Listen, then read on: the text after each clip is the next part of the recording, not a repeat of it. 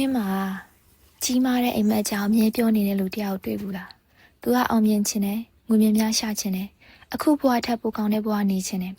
စိတ်ထဲမှာလည်းအဲ့ဒီအနာဂတ်ကိုရှင်းရှင်းလင်းလင်းမြင်အောင်ထားတယ်။ငါလုံနိုင်တယ်လို့လည်းယုံကြည်တယ်။ဒါပေမဲ့လတွေနှစ်တွေကုန်သွားပြီမဲ့ဘာမှမပြောင်းလဲဘူး။စိတ်ပညာရတော့ဒါပြင်းတာတစ်ခုတည်းကြောင့်မဟုတ်ဘူး။နောက်ွယ်မှာအကြောင်းရင်းတချို့လည်းရှိနေတယ်။ပထမချက်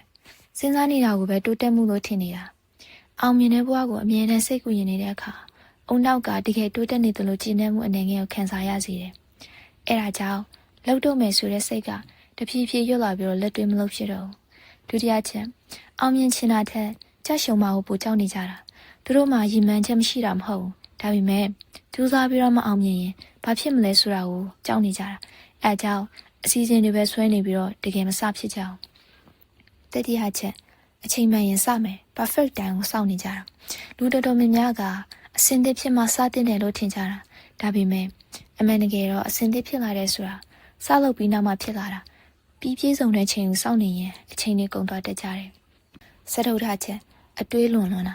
ဖြစ်နိုင်ခြေတိုင်းအကျိုးဆက်တိုင်းကိုအရင်စဉ်းစားနေတဲ့အတွက်စိတ်ဆွမ်းရင်ကုန်ဆုံးသွားပြီးတော့တကယ်လောက်ရမယ့်ချိန်မှာပင်ပန်းပြီးဘာမှမလုပ်ချင်တော့ပြင်စမချက်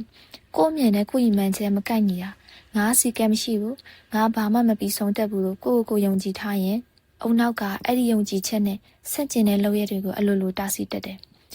ဆရမချက်ကြိုးစားရတာထက်စိတ်ကူးရင်ရတာကိုပိုသဘောကျနေကြတယ်ကြီးမားတဲ့အိမ်မက်တွေအကြောင်းပြောရတာစိတ်လှုပ်ရှားဖို့ကောင်းတယ်ဒါပေမဲ့တကယ်အောင်မြင်မှုကနေ့တိုင်းထက်ခါလုပ်ရတဲ့အလုပ်တွေဖြည်းဖြည်းချင်းတိုးတက်ရတဲ့လမ်းကြောင်းတွေနဲ့တည်ဆောက်ရတယ်ဒါကြောင့်လူအများစုကလက်တွေ့ကြိုးစားရမယ့်စာတစ်နေ့ငါအောင်မြင်လာမယ်ဆိုတဲ့စိတ်ကူးကိုပဲဖတ်တွေ့ထားတတ်ကြတယ်။တကယ်တော့ကြီးမားတဲ့အိမ်မက်ရှိတာကမခက်ပါဘူး။ခက်တာကအဲ့ဒီအိမ်မက်အတွက်နေ့တိုင်းအရေးတယူလှုပ်ဆောင်နိုင်ဖို့ပဲ။တကယ်ဆိုမှကြွားချချက်ကိုဆုံးဖြတ်ပြီးတာကပါရမီမဟုတ်ဘူး။စိတ်ကတန်တရားဝင်နေတဲ့အချိန်မလောက်ချင်တဲ့အချိန်ကြောက်နေတဲ့အချိန်မှာတောင်ရှေ့ဆက်လုံနိုင်တဲ့အလေးအကျင့်ပဲဖြစ်တယ်။